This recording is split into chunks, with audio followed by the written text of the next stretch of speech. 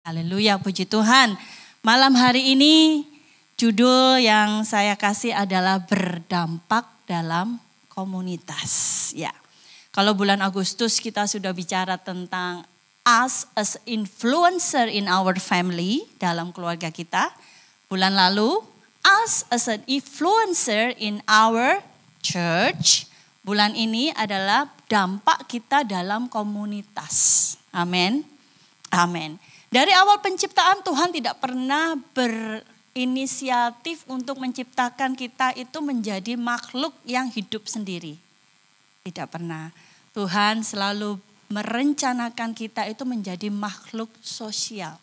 Bahkan dari awal penciptaan Adam dan Hawa, Adam and Eve, Tuhan bilang apa? Tidak baik seorang manusia itu seorang diri. Amin. Jadi dari awal Tuhan sudah menciptakan kita, merencanakan kita untuk menjadi makhluk sosial. Amin. Amin. Ada dua komunitas yang Tuhan bangun, yaitu pertama tadi apa? Keluarga. Yang kedua adalah gereja. Itu adalah komunitas yang saat ini kita berada. Kita berada di Rockport, di Rimpert ya. Kemudian di keluarga kita. Kita sudah belajar banyak 2 minggu yang lalu. Kemudian kenapa Tuhan itu menginginkan kita untuk masuk ke komunitas selain yang dua tadi? Pasti Tuhan punya maksud bukan ya? Tuhan tidak pernah menyuruh kita melakukan sesuatu tanpa maksud. Ya, amin. Amin. Kita baca dulu ayat firman Tuhan sebagai pedoman untuk bulan September ini ada di, kita baca sama-sama Matius 20, 28, 1, 2, 3.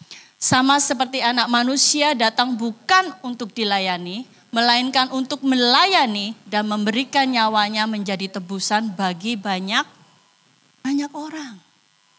Tuhan Yesus datang ke dunia ini bukan untuk kepentingan dia sendiri. What for?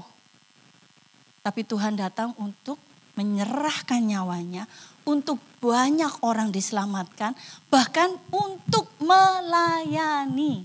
Amin. Amin. Bukan untuk dilayani. Not to be served, but to serve. That's what our God is. Amazing, bukan? Bagaimana Tuhan turun ke dunia itu dengan pemikiran bahwa bukan untuk dia sendiri, tapi untuk orang lain, untuk kita, anak-anaknya, ciptaannya. Untuk apa? Untuk diselamatkan, untuk memiliki hubungan kembali dengan Allah. Semuanya sudah dibayar lunas. Amin. Amin. Jadi dari awal penciptaan itu yang sudah direncanakan oleh Tuhan dalam kehidupan kita. Dipertegas lagi seperti bulan-bulan yang lalu kita sudah belajar tentang The Great Commission. Tuhan memerintahkan kepada murid-muridnya untuk pergi menyebarkan kabar keselamatan gospel dan membaptis banyak orang dalam namanya. Ini adalah Great Commission bukan cuma untuk murid-murid Tuhan Yesus, but untuk setiap daripada kita. The Great Commission, Tuhan bilang pergi.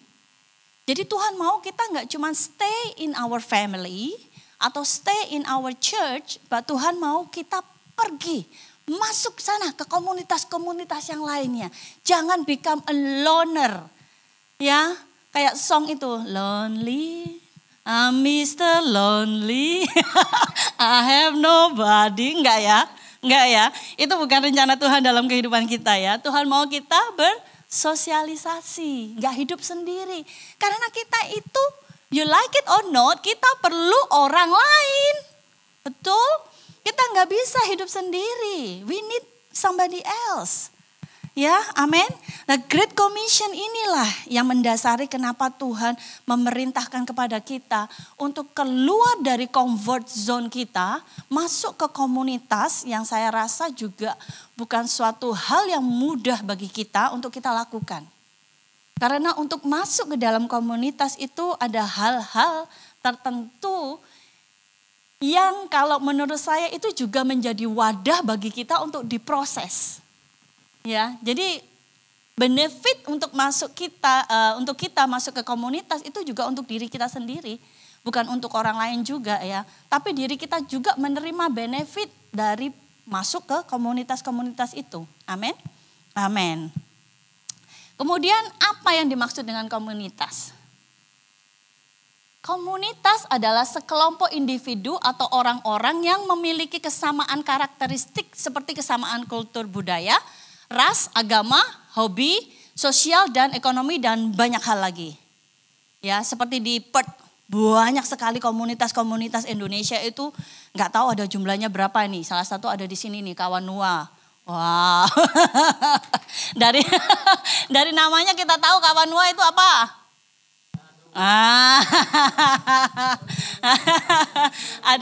Ada juga arek Jatim. Wah, arek Jawa Timur, arek Surabaya, Banyuwangi, pokoknya Jawa Timur itu semua ngumpul di situ, ya kan? Kemudian ada juga Batak. Ya, ada juga yang komunitas badminton, komunitas hobi mogen maybe, motor gede mungkin ada juga di sini, nggak cuma di Indo, ya kan? Banyak sekali. Kesamaan-kesamaan itu yang membuat kita kumpul di satu komunitas. Karena kita memiliki hobinya sama, ya budayanya sama, seperti itu. Kita merasa comfort atau merasa nyaman kalau kita ada di satu komunitas yang memiliki kesamaan sama kita. Amin, amin. Tapi bukan untuk kita terus menjadi nyaman, enak di situ, enggak. Tuhan punya maksud agar supaya kita apa? Berdampak. Seperti tema bulan ini, berdampak untuk dalam komunitas. Berdampak. Di sini tadi saya diingatkan Tuhan apa? Qualities-nya itu kita harus transformer. Transformer itu juga menjadi dampak, ya. Itu ada di situ juga. Wow. To be representative of Christ Kingdom, itu juga adalah kita. Jadi kalau kita semua tahu visi, misi, values, quality, itulah yang Tuhan mau. Agar supaya kita itu menjadi dampak bagi komunitas di mana kita berada. Anak-anak Tuhan itu memang ikut Tuhan itu enggak cuma nyaman, diberkati, dilindungi, enggak. Tuhan mau kita juga diproses. Tuhan mau kita tuh juga bertumbuh. Lah, bulan ini kita bicara tentang komunitas. Amin. Amin. Malam ini kita cepat aja kali ya, soalnya saya rada-rada lapar, enggak ya? Haleluya, enggak ya, kita fokus ya. Kemudian bagaimana kita bisa berdampak dalam komunitas? Banyak hal yang kita bisa lakukan bagaimana agar supaya kita bisa berdampak dalam komunitas di mana kita berada. Amin. Amin. Yang pertama adalah kita pastinya melayani dengan kasih. Amin. Amin. Ayatnya ada di Efesus 4. Kedua, yuk kita baca sama-sama 1, 2, 3. Hendaklah kalian selalu rendah hati, lemah lembut dan sabar. Tunjukkanlah kasihmu dengan membantu satu sama yang lain. Amin, amin. Di komunitas banyak macam-macam manusia ada di situ. Meskipun sama-sama mungkin dari Manado, dari Batak, dari Jawa, dari mana-mana hobinya sama, bukan berarti memiliki karakter yang sama. Bukan berarti memiliki lifestyle yang sama. Pastinya setiap daripada orang yang ada di komunitas membawa karakter mereka masing-masing. Ya, belum tentu karakter itu cocok sama kita, betul ya? Pastilah ada yang nggak cocok. Kalau semuanya cocok itu, saya mau deh di situ. Nggak akan ada gesekan ya, nggak mungkin ya semuanya sama ya. Pastilah ada gesekan-gesekan, di keluarga juga ada, di gereja juga ada, ya kan? Apalagi di komunitas. Ya mungkin juga dalam latar belakang kepercayaannya juga beda. Nah, itu menambah lagi bukan? Ya, gimana kita sebagai anak-anak Tuhan itu memang harus beda. Kita nggak boleh sama dengan mereka.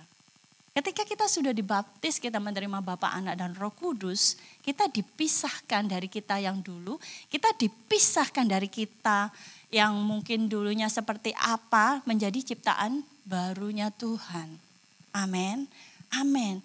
Dan dengan adanya Roh Kudus dalam kehidupan kita, itu berarti kita sudah diubahkan. Oleh karena itu ketika kita masuk di dalam satu komunitas, kita harus berdasarkan atas sikap hati yang benar. Sikap hati sebagai anak-anak Tuhan itu yang benar. Sikap hati seperti apa sih? Rendah hati, lemah lembut, sabar. Bukan hal yang mudah loh kita lakukan. Ego kita itu masih tinggi. Apalagi kalau kita masuk ke dalam komunitas yang mungkin kita nggak kenal. Pastinya orang itu kadang, pengalaman saya pribadi ya, ngelihat kita tuh dari bawah ke atas, dari bawah ke atas. Itu kan kita tahu ya, what they looking, menilai, ya kan? Orang itu suka menilai dari apanya, and then they judge you, and then they will like, oh oke, ini kayaknya di bawah saya nih, gitu ya. Atau kayak, oh ini kayaknya di atas saya, oh ini kayaknya sama saya gitu ya. Biasanya seperti itu. That's natural. Bahkan tanpa sadari kadang-kadang kita melakukan itu loh. Tanpa sadar. Jadi please saya juga belajar untuk tidak gini ya. Dibaliklah dari atas ke bawah. Enggak ya. Tapi itu Tuhan mau kita masuk ke komunitas itu dengan sikap hati yang benar. Lembah lembut, rendah hati, dan sabar. Kalau memang ada gesekan-gesekan. Kalau kita seperti yang saya bilang 2 minggu yang lalu. Memiliki hubungan yang intim dengan Tuhan, Roh Kudus itu ingatkan. Sabar, wis gak apa-apa, is okay, gak apa-apa, udah lewat aja. Karena memang Tuhan menghendaki kita seperti itu. Selalu, Tuhan gak bilang kadang-kadang. Tuhan bilang selalu, senantiasa, setiap saat, all the time, setiap detik. Rendah hati, lemah lembut, dan sabar. Tapi dalam komunitas di mana kita berada, mungkin karakter orang gak seperti itu ya. Karena budayanya seperti itu. Menggelegar mungkin kalau orang Batak, ya kan. Kalau orang Jawa mungkin, apa kabar Jeng, gitu kali ya. Kalau Madura beda lagi, saya gak tahu gimana tuh udah Madura ya. Tapi Tuhan bilang di sini, kalian selalu rendah hati. Lemah lembut dan sabar, ya. Dengan sikap hati seperti itu, ketika kita masuk ke dalam satu komunitas, betul kita diproses, yes. Tapi kita bisa masuk dengan lebih mudah, dengan lebih gampang. Agar supaya apa? Dampaknya itu kelihatan. Amin. Amin. Kalau kita nggak masuk seperti ini, pasti pertentangannya itu lebih daripada kalau kita sudah memiliki sikap hati yang benar. Ya, amin. Amin. Dan terkadang dalam satu komunitas itu ada beberapa orang yang mungkin membuat komunitas tersebut untuk kepentingan pribadi. Like it or not, it's happen. Ya, ada dan terjadi. Orang membuat satu grup komunitas untuk kepentingannya pribadi, nggak tahu untuk terkenal atau nggak tahu biar supaya malah mendapat profit dari komunitas itu. Who knows what their motivation is? Tapi kita sebagai anak-anak Tuhan diingatkan untuk terus memiliki sikap hati yang benar. Nah, ayatnya ada di Filipi 2 ayat ketiga dan keempat. Saya bacakan ya, dengan tidak mencari kepentingan sendiri atau puji-pujian yang sia-sia. Sebaliknya, hendaklah dengan rendah hati seorang menganggap yang lain lebih utama daripada dirinya sendiri. Yang keempat, dan janganlah tiap-tiap orang hanya memperhatikan kepentingannya sendiri, tetapi kepentingan orang lain juga. Amin. Amin. Jadi memang Tuhan menginginkan kita untuk masuk dalam satu komunitas dengan berdasarkan sikap hati kita yang benar dan dengan berdasarkan apa yang tadi Tuhan sudah katakan. To serve, not to be served. Untuk melayani, bukan untuk dilayani. Untuk meletakkan kepentingan orang lain lebih utama daripada kepentingan diri kita sendiri. Untuk apa? Untuk saling tolong-menolong. Maybe we don't have money. Mungkin kita gak punya uang untuk menolong seseorang. Tapi ketika kita melihat seseorang itu butuh bantuan, kita bisa bertanya, ada yang bisa saya bantu gak? Ya, kalau misalnya dia cerita gini-gini, oke, aku bisa bantunya seperti ini nih. Ya, jadi kita itu berdampak gak cuma di keluarga kita, di gereja kita, tapi juga di luar, di ruang lingkup yang lebih besar lagi, which is di komunitas di mana kita berada. Amin. Saya tahu di sini banyak sekali orang Kawanua itu kalau udah ngumpul, banyak banget. Batak juga iya, Jawa Timur juga iya, banyak banget. Tapi disitulah Tuhan mau kita menjadi dampak. Amin. Haleluya. Jadi dengan sikap hati yang benar, kita bisa melayani sesama kita itu dengan kasih. Kita lebih mementingkan mereka, kita enggak mementingkan diri kita sendiri. Apalagi kita mempunyai hidden agenda ya, atau motivasi-motivasi pribadi yang kita mau pakai nih di dalam komunitas itu. Untuk apa? Biar gue untung, enggak ya? Biar gue dapat mungkin bantuan dari government maybe. Because they do get the government funded. They do get government funded ya. Tapi bukan itu tujuan kita untuk masuk ke dalam komunitas itu. Kita harus menjadi dampak. Ya, dengan melayani sesama kita. Dalam komunitas kita pun diproses. Agar supaya kita bisa menjadi anak-anak Tuhan yang dampak kehidupan kita itu nyata. Orang bisa lihat. Amin. Amin. Oleh karena itu ketika kita melayani dengan kasih, melayani dengan rendah hati, dengan lemah lembut, dengan kesabaran, orang itu juga bisa menerimanya, merasakannya. Amin. Amin. Jadi saya harap setiap daripada kita, sorry to say, gak cuman kudus di dalam gereja, tapi di luar gereja pun kita bisa menjadi dampak, membawa dampak kerajaan Allah. Itu penting, itu perlu. Gak cuma ikut-ikutan aja. Jadi kayak domba kambing. Kesana ikut mbek, kesana ikut mbek, enggak ya. Kita punya prinsip-prinsip yang memang kita harus lakukan. Dalam komunitas di mana kita berada, dimanapun itu. Amin. Amin. Haleluya. Yang kedua, bahasa Inggrisnya tadi ya. Yang kedua, di dalam komunitas kita bisa menjadi teladan bagi orang lain. Haleluya. Ayatnya ada di Yohanes 13:15, kita baca sama-sama. 1, 2, 3.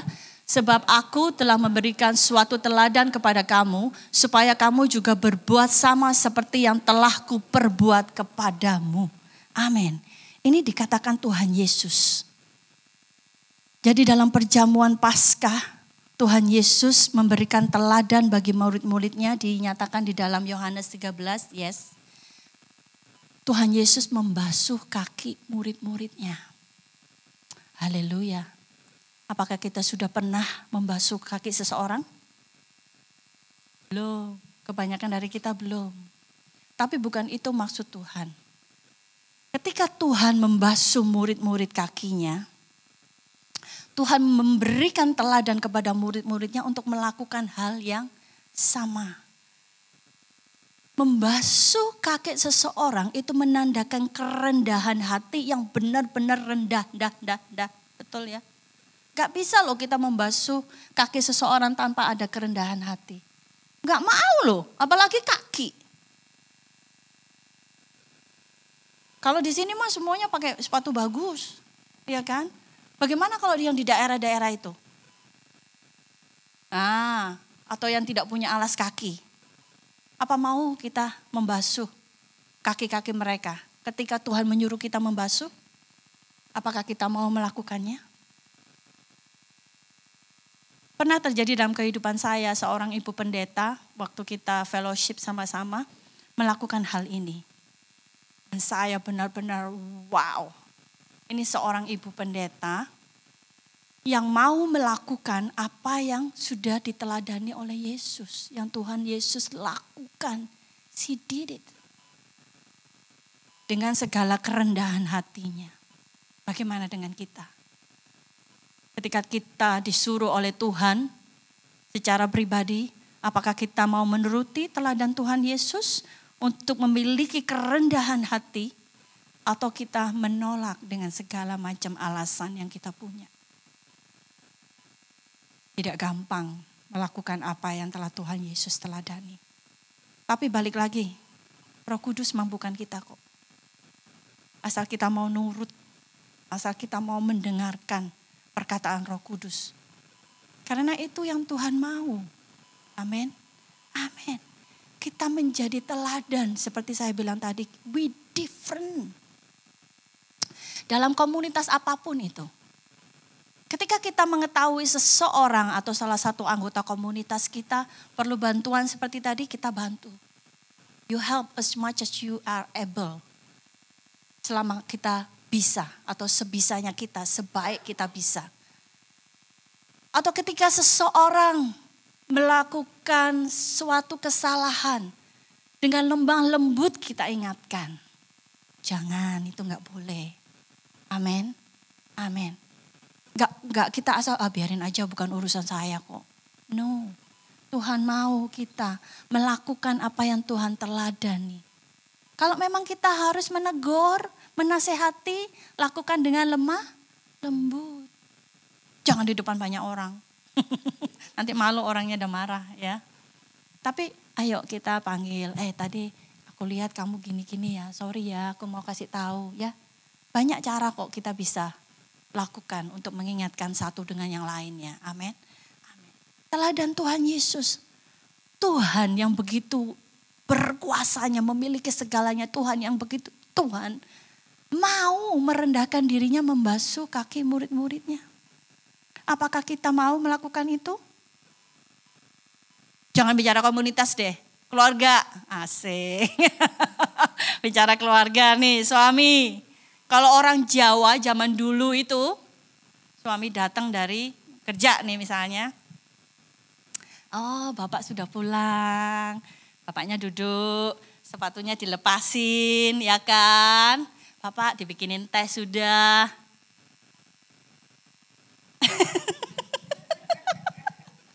Apakah kita seperti itu, istri-istri yang...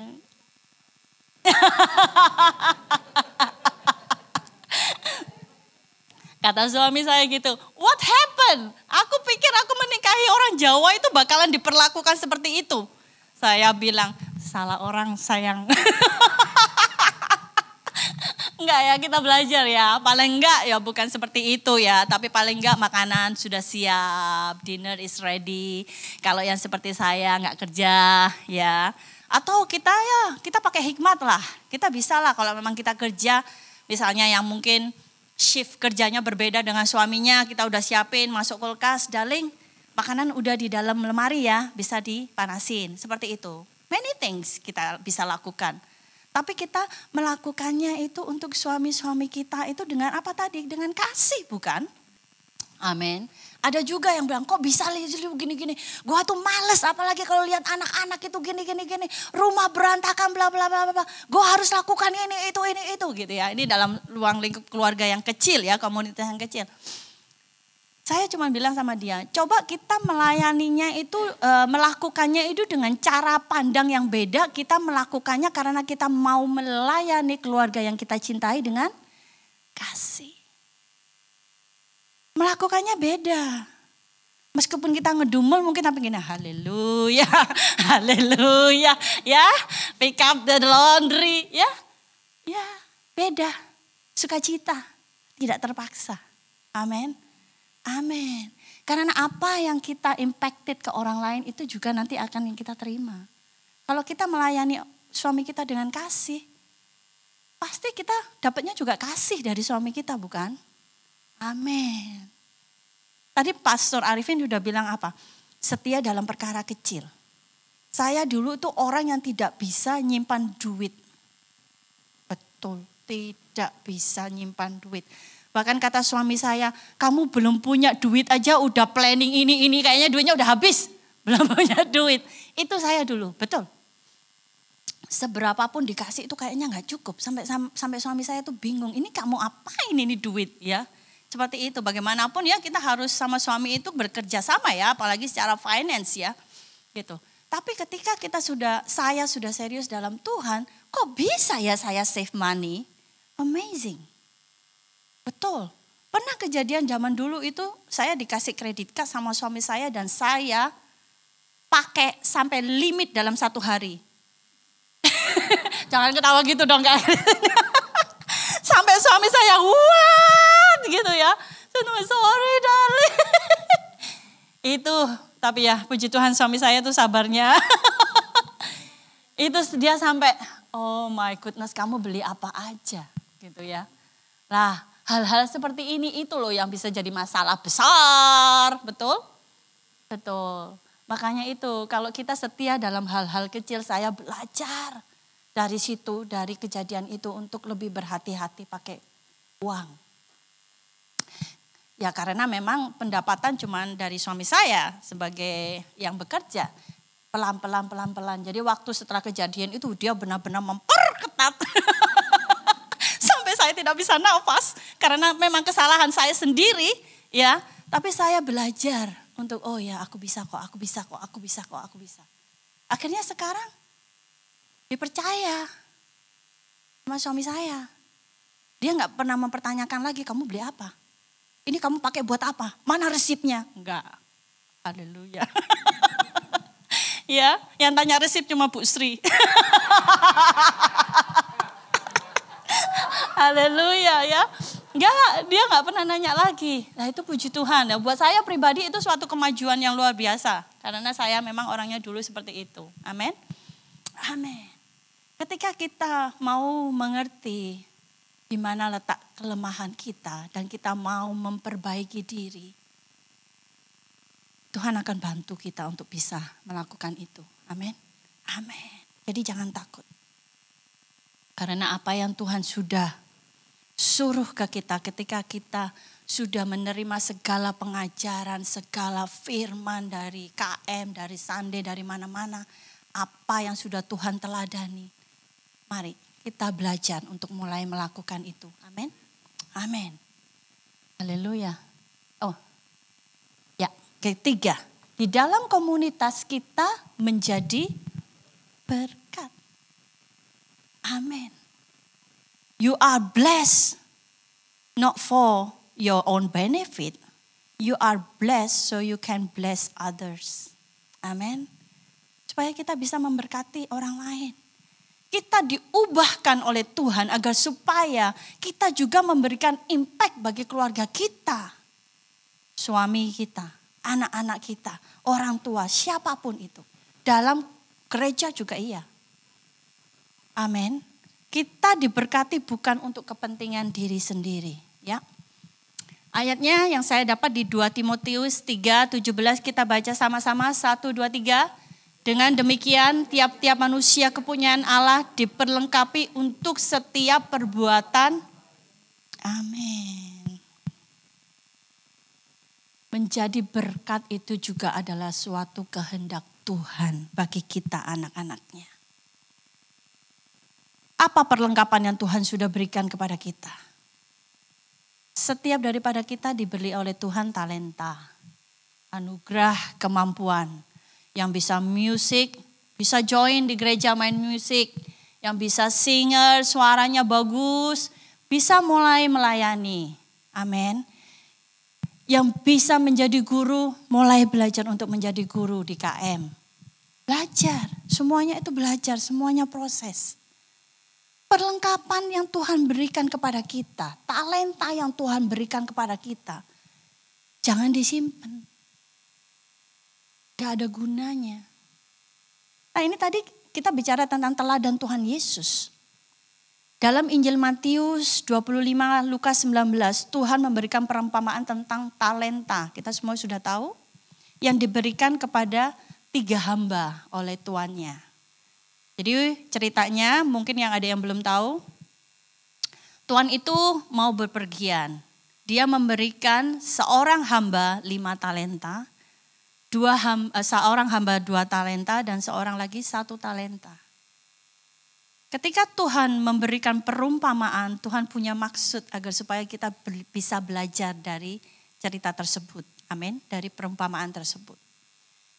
Tuannya pergi, kemudian setelah pulang, tuannya mengadakan perhitungan sama hamba-hambanya. Oke, yang aku kasih 5 talenta tadi kamu apain? Ternyata dia kembangkan talentanya. Amin. Amin. Jadi 5 dari 10. Haleluya. Yang 2 dikasih 2 talenta. Dia kembangkan juga jadi 4. Yang 1 disimpan ternyata. Gak diapa-apain. Jadi apa? Gak jadi apa-apa. Gak jadi berkat. Nggak jadi berkat buat orang lain? No, nggak jadi berkat buat diri dia sendiri. Orang nggak dipakai talentanya. Ketika kita memakai talenta, anugerah, kemampuan yang Tuhan sudah kasih sama kita. Ketika kita semakin sering pakainya, kita semakin pinter. Betul? Betul. Kita semakin handal memakai talenta kita.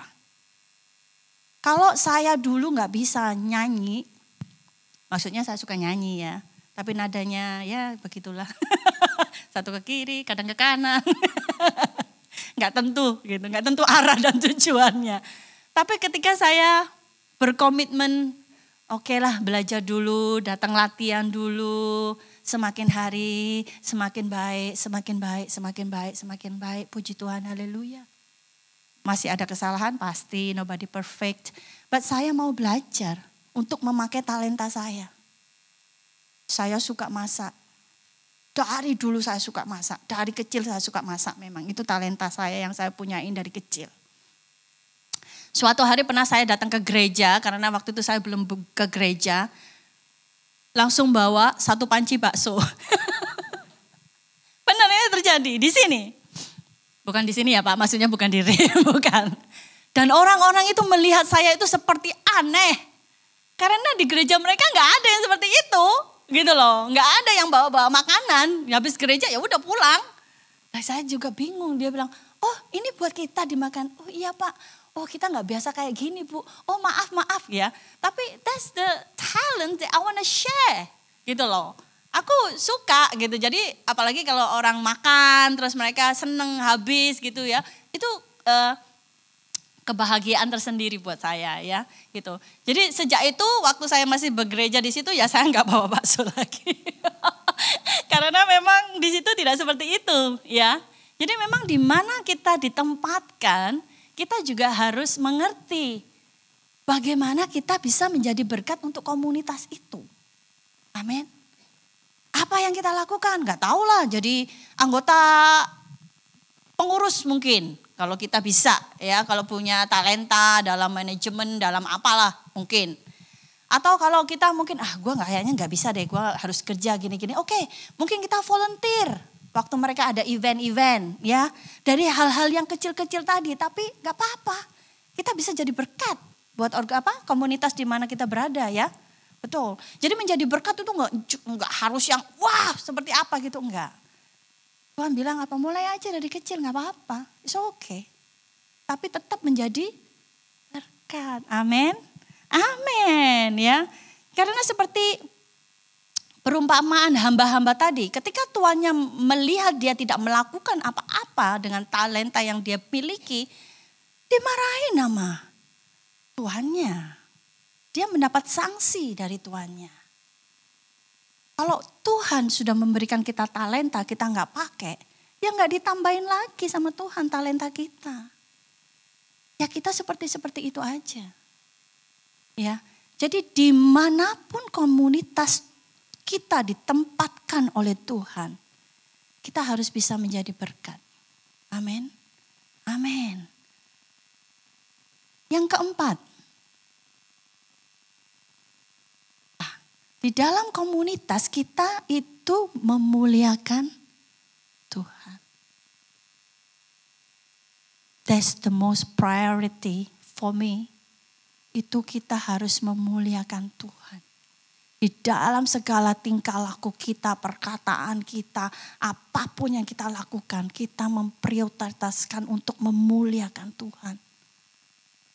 It's not easy things to do, betul. Tapi balik lagi tadi, Roh Kudus memampukan kita. Amin. Amin. Ayatnya ada di Matius 5:16, kita baca sama-sama.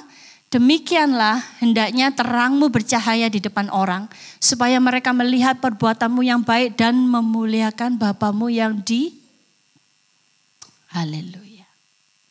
Jangan pernah berpikir bahwa orang tidak memperhatikan apa yang kita lakukan.